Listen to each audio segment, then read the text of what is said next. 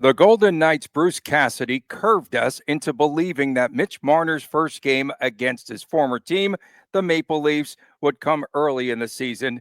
Well, they won't be meeting until after the new year, but it's one of the topics we're going to be discussing today on this edition of Locked On Golden Knights.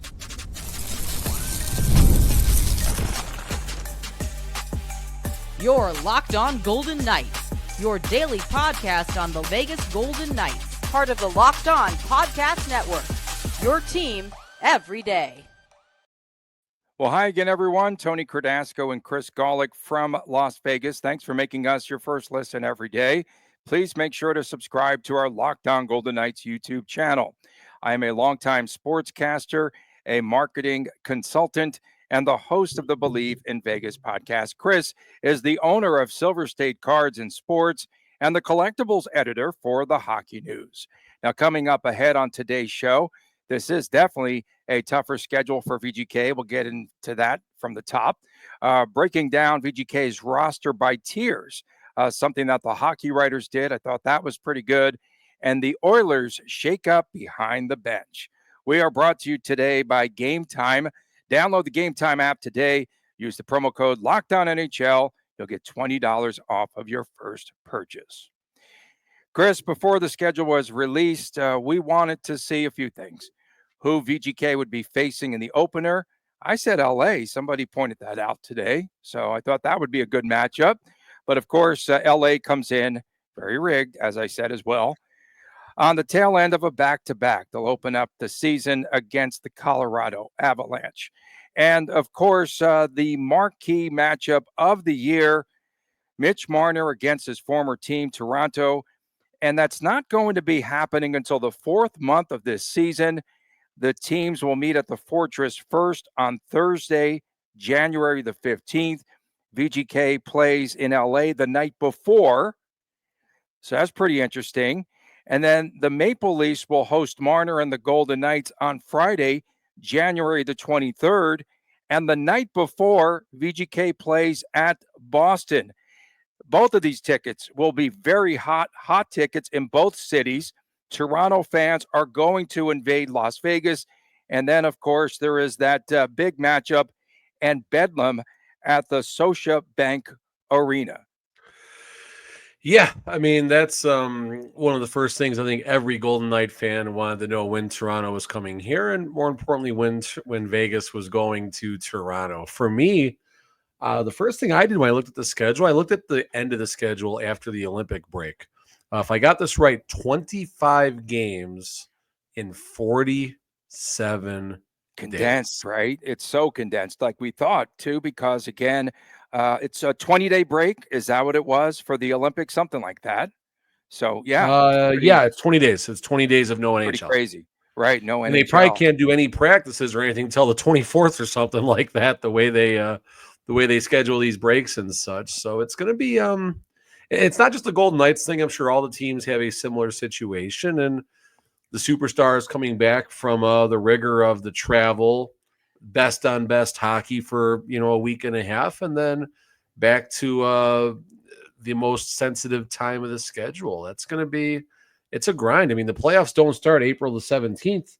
They start essentially when the teams come back from the Olympics, February 25th. Canadian media already talking about the two games, Marner, VGK versus Toronto, and the back-to-backs. But the Golden Knights come in off of tail ends, and already in Canada, they're squawking because there won't be any avails for Mitch Marner because the team's out of town the day before. So already we've got the media folks a little mad in Canada, especially for the meeting up there where VGK will have a late night flight from Boston to Toronto. It's going to be interesting there. And we know the way that the Golden Knights did protect Jack Eichel in the past. So I'm sure it'll be much of the same for Mitch Marner. The past being like about 96 hours ago, you mean? Oh, geez, so good. Yeah, I said at that time, I don't care. That was good. That was good. I don't care. So one thing I think people are going to think there's some conspiracy behind this, and I don't think so. The shell, and again, I have no knowledge of how this gets worked out, but I'm assuming the schedule doesn't just, they don't start working on it, June the 1st and release it July the 15th or 16th. I'm sure there's months and months, if not a year of preparation, because you got concerts, you have dual purpose arenas. Some arenas are tri-purpose when you factor all sorts of other things happening. So the schedule has many moving parts. And to be fair, maybe the draft 1.0 that Cassidy saw had Toronto and Vegas facing off in Toronto, sometime in November or something. Who knows? So Wishful thinking. yeah, that but weather in Canada there's in nothing. January, the weather. Yeah, no, there's nothing, there's no shenanigans happening there. No, A never. couple of notes I had: you got a 6-game homestand: Colorado, Detroit, Tampa, Anaheim, Florida, New York Islanders. Not the easiest teams by any means, but it's 6 games. You got to bank points when it's there. I wrote down from the January 14th to March 10th. It's a murderer's row schedule when you look at the road trips, when you look at the teams coming to Vegas. I mean, that's another tough one. And then I wrote down another tough roadie starting around December the 5th. New Jersey, Rangers, Islanders, Philly, Columbus. And that's a change. Normally that happens in February leading up to the Four Nations or the All-Star break. So I think they've ended against the Rangers or Islanders, I think, last couple of seasons, if I'm not mistaken. Year 9, the honeymoon is over for VGK. No, just kidding there. The VGK will play 12 back-to-backs. Tougher back-to-back. The Kings opening night at home against the Avalanche, then to Las Vegas, or VGK hosting the Kings and then off to San Jose. Come on. What was the first one you said? So before? when VGK opens, the Kings already would have played a game on opening night. Oh, okay, yeah. So the Kings come here on a back-to-back. That's so rigged. But this is a tough schedule. I'm with you. This is one of the toughest schedules I've seen for the Golden Knights. And coming out of that Olympic break too, VGK will be on the road. So it's going to be real difficult.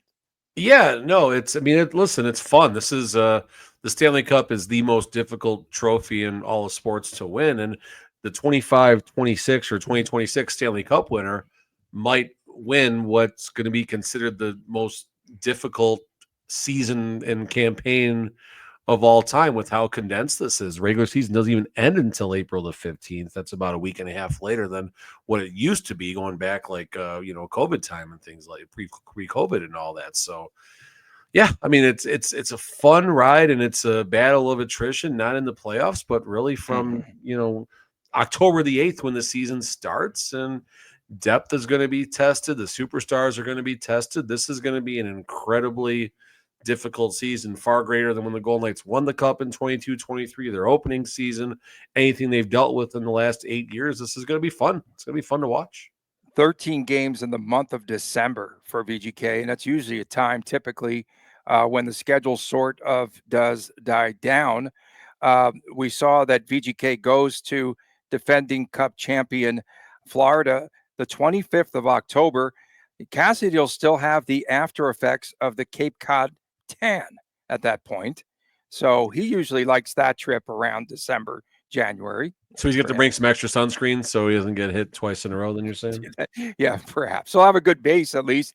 The Golden Knights will get, again, you pointed it out, and again, every holiday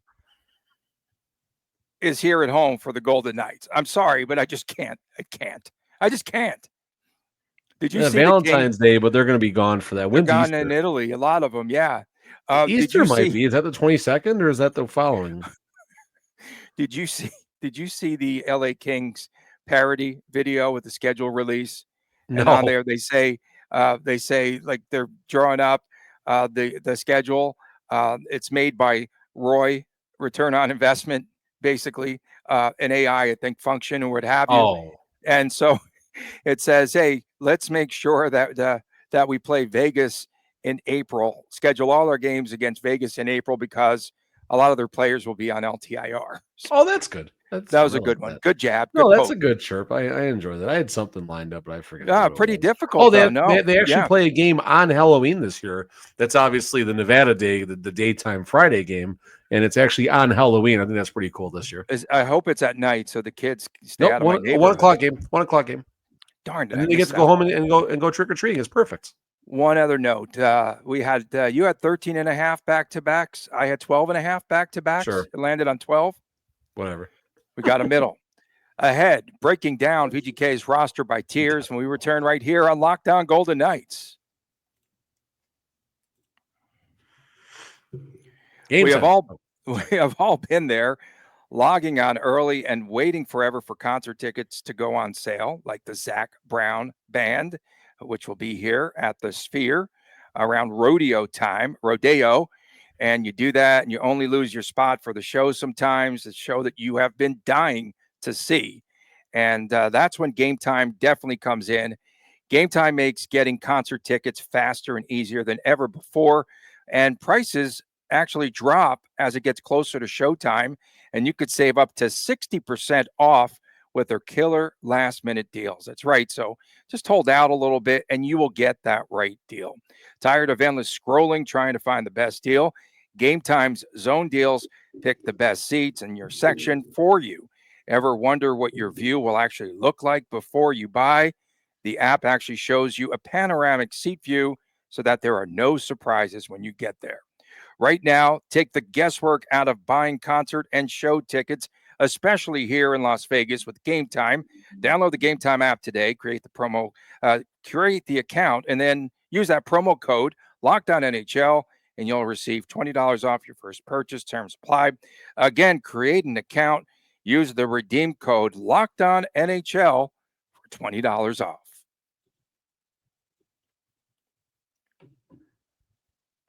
Back on this edition of Lockdown Golden Knights, Tony Cardasco, Chris Golick from Las Vegas, and we appreciate you making us your first listen. Aren't you kind of upset that Cassidy curved us? You like that terminology? He did. He curved us, man. I was looking for that first weekend of the new season, something early October-ish, and the first game should have been in Toronto by all rights.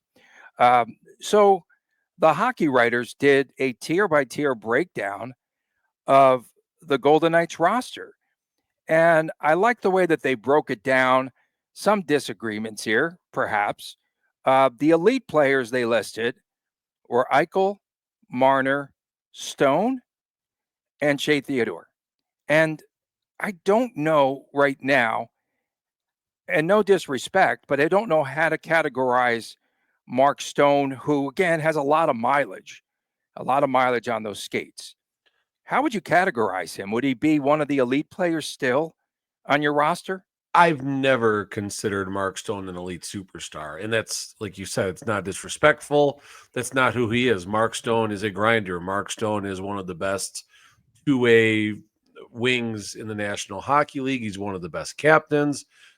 We can go on and on and on. We know who Mark Stone is here in Vegas. There needs to be, in this article, something between elite superstars and key contributors, because he's definitely not a tier 2 key contributor. He's a tier 1 top of the line type of player. 1B, slightly below 1B. Mitch Marner and Jack Eichel. Okay, so he's a 1B'er. So I think you and I are in agreement there. We're not taking anything away from Stone at all. No. And again, I said no disrespect. It's just the way that I see it too. Tier 2 key contributors: Barbashev, Dorofeev, Hurdle, Hanifin, Aiden Hill, William Karlsson. Yeah, no, that's the tier 2. I think is spot on. I mean, Barbashev, 50 points. That's a pretty key contributor. Dorofeev should be in the top 2 or 3 in scoring for the team, if not number 1. Small sample size. I'm still concerned about. Oh, very small, but I'm saying he could be. Tomas Hurdle, we know what he brings. Is he going to bring enough when it matters in the playoffs? That's another story, but he certainly helped the power play, and his 5-on-5 game improved tremendously from December on. Noah Hanifin, I think we're going to need to spend some time on him over the summer. Noah Hanifin, I think, might be poised for his best season as a Vegas Golden Knight. What's that? If Rasmus Anderson arrives. Oh, if Samuels, okay, fine. I don't know. I think Hanifin just is it's not a knock on Pietrangelo, and I think the two got along, but when Pietrangelo wasn't in the picture as much, we saw a better version of Hanifin. When Hanifin got the power play time, which is going to be a lot tougher this year, we also saw a better version of Hanifin when he got those touches. So Hanifin definitely in the key contributor. William Karlsson, you can talk about that. And Aiden Hill, I mean, Aiden Hill's probably more, whatever they're going to call tier 3, in my opinion, because he's a good goaltender who hopefully steals a game or two. And yeah, he's somewhere Supporting between cast. supporting cast and key contributor. There needs to be like a halfway points. No knock against Carlson. Key contributor, not this past season. I'm sorry, not this past season. And he was hurt, Tony. He was hurt.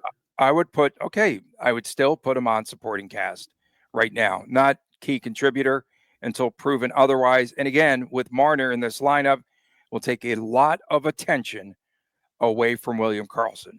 End of story. It's up to him to hit the net. Well, or they're on the same line, which is what I'm begging for. Yeah, we'll see. Yeah, it could be. It could very well happen. I want those two on the same line. I do. Cassidy said that, but he has curved us before. Supporting cast: Brett Howden, the Flying Burrito Brother, Kolasar, Caden Korzak, Lazam, McNabb, Saad, Akira, Colton Sissons, Riley Smith, Zach Whitecloud. I think that's a pretty good tier of the supporting cast for the Golden Knights. It's really good. I mean, we're talking about the condensed schedule where the lion's share of the wins are going to come from when the schedule gets extremely difficult, which pretty much happens from day one. These are the players that are going to matter most. We can agree Whitecloud. Questions about Whitecloud and about Korzak. Korzak's unknown. That's why there's questions. It's unknown for sure. Whitecloud, we feel, has plateaued, if not started to dip a little bit. Maybe he'll get it back, so that could be good. Brett Howden, I think he's poised for a similar or better season. Other names on this list Schmid, that's the biggest concern on this list. Excited to see what Sissons brings. I'm just thinking of the face that Kelly McCrimmon made when his name was mentioned. That was priceless. He's still on the roster? Really? Oh, he's like, I thought we got rid of that guy. He's calling the scouts right after. Go ahead. Sorry, man. No. That's I'm agreeing with you. And McNabb, health pending. We know what's going to happen there. Lawson, we'll see how that works out. Obviously, some questions, but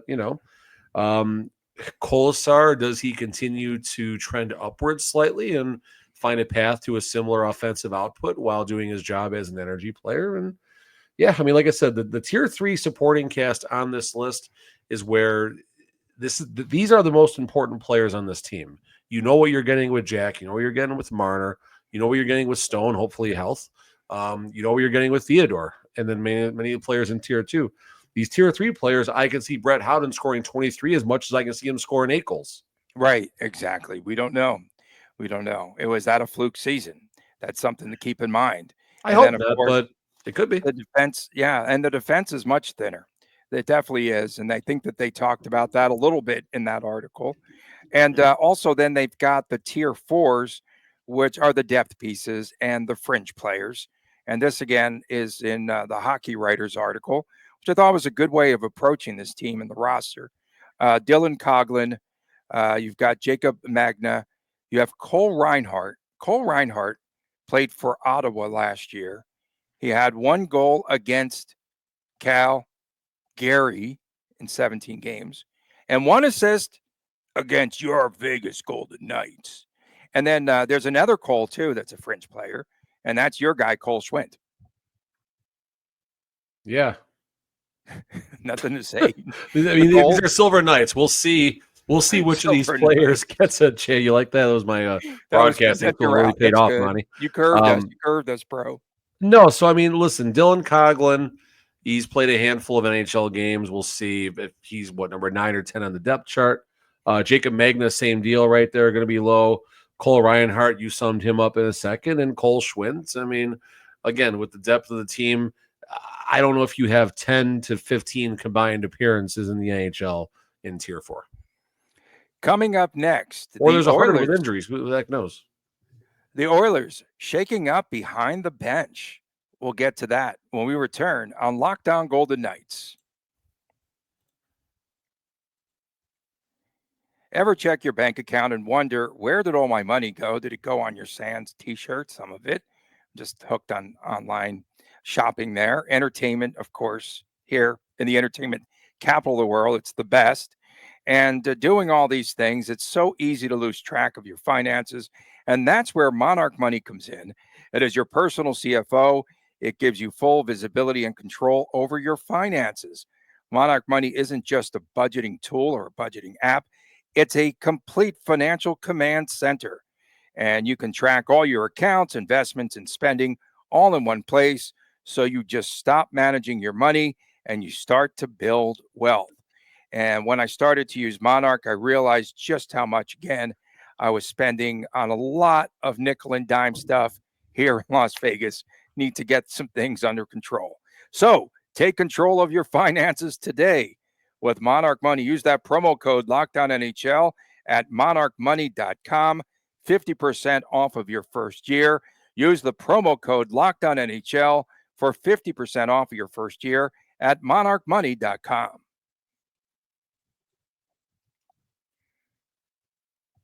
Welcome back on this edition of Locked On Golden Knights. We are recording our show on Wednesday night. We planned it this way after a long day of work for both of us here. And of course, the schedule coming out, we wanted to evaluate the schedule a little bit, and we'll be talking more about it in the upcoming days. Don't forget Friday's WTF Day, Saturday sometimes.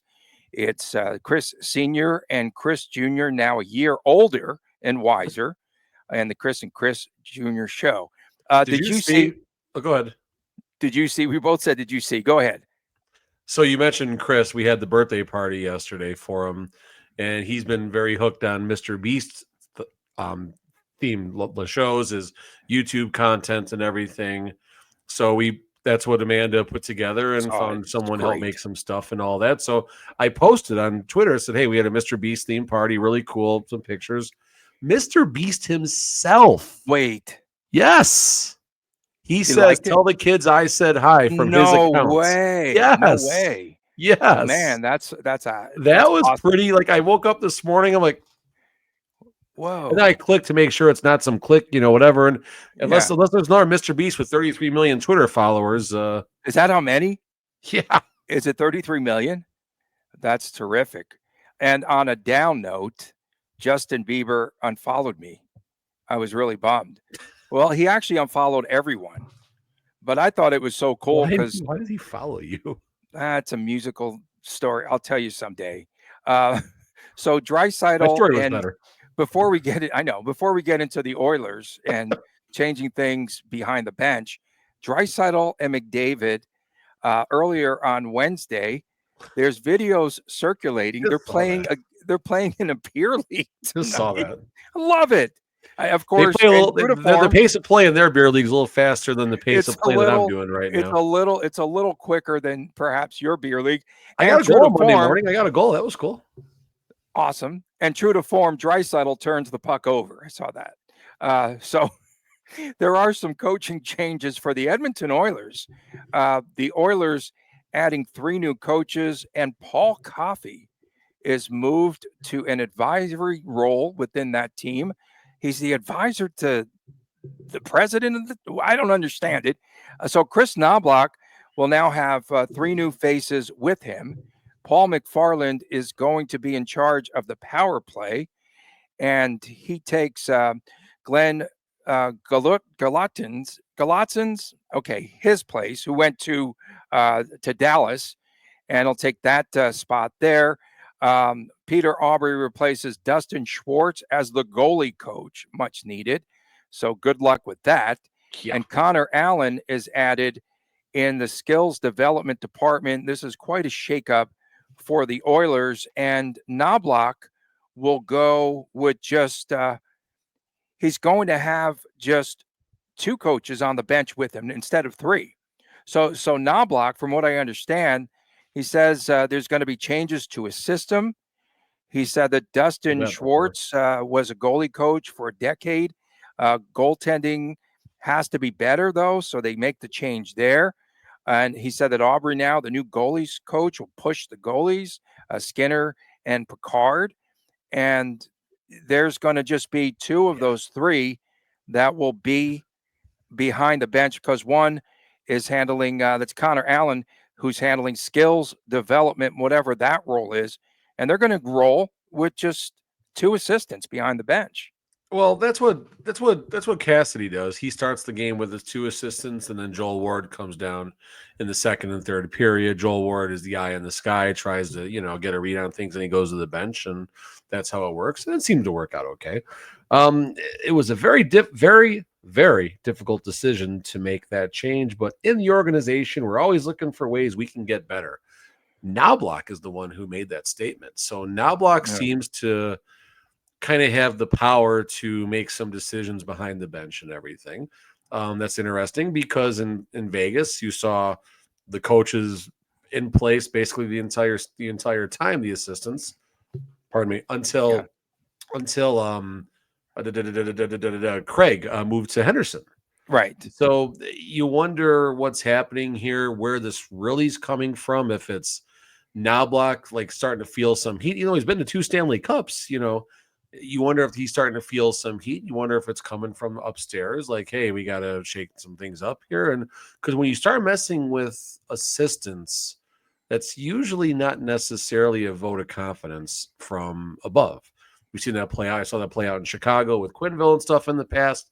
And, just kind of like the first sign that, okay, it might be time to move on. And so, again, I don't think Knobloch's seat is warm by any means. He's been to 2 Stanley Cups. He's been great up in Edmonton, but it's pretty a lot of pressure up there. A lot of pressure to deliver that Stanley Cup. And another point to make here is that Knobloch has just 1 year remaining on his contract. So this is a prove-it season for him, although I felt as though he should be okay. And then Paul McFarland, about him, McFarland has experience running the power play, Florida, Toronto, and Seattle. I don't remember Seattle to be world beaters in the power play. But he also is going to work with the penalty kill. So they needed to make some changes. They did. Godspeed to the goalie coach for trying to make something out of the poop sandwich of goaltending that Stuart Skinner and Calvin Pickard are. But lasted for a while. The run lasted for a while. Yeah, but at the end of the day, this is a tweet that got absolutely blown the heck up. I think it was 500,000 views when I made the comment that this is the best in Skinner and Pickard that they can do for McDavid and Draisaitl, basically wasting their career. And you wonder if a world exists where McDavid and Draisaitl can become a Stanley Cup champion with Stuart Skinner leading the goaltending, or worse, Stuart Skinner losing his job to friggin' Calvin Pickard, who was basically bagging groceries at one point not too long ago. So, that's just a reality of what's happening up in Edmonton right now. And I guess I'm not sure about the goalie coach's accolades, and maybe he will find a way to make it work. You're looking for a goalie simply to make the layups. You're looking for another Aiden Hill up there. You're looking for, you forget very quickly that they swung and missed trying to get John Gibson.